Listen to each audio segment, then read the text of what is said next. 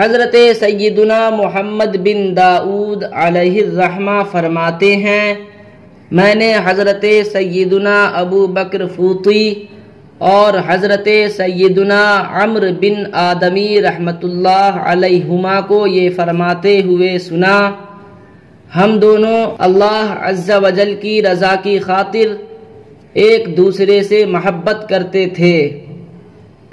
ایک مرتبہ ہم عروس البلاد بغداد شریف سے کوفہ کی جانب روانہ ہوئے۔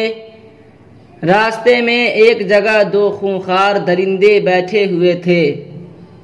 حضرت سیدنا ابو بکر رحمۃ اللہ تعالی علیہ فرماتے ہیں، میں نے ابو عمرو رحمۃ اللہ علیہ سے کہا، اے ابو عمرو، میں عمر میں تجھ سے بڑا ہوں، تم میرے پیچھے چلو، میں آگے چلتا ہوں تاکہ اگر یہ خونخوار درندے حملہ کریں تو میں ان کی زد میں آ جاؤں اور تم بچ جاؤ۔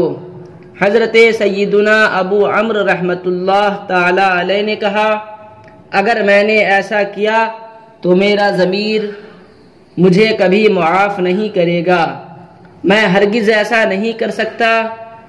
ایک ساتھ چلتے ہیں، اگر خدا نخواستہ کوئی حادثہ پیش آیا تو ہم دونوں کو ہی آئے گا۔ چنانچہ ہم چلے اور درندوں کے درمیان سے گزر گئے۔ حملہ تو کجا، انہوں نے حرکت تک نہ کی۔ ابن جزم رحمۃ اللہ تعالی علیہ فرماتے ہیں، دوستی کا یہی تقاضا ہے کہ کسی بھی حالت میں دوست کو تکلیف نہ پہنچنے دے۔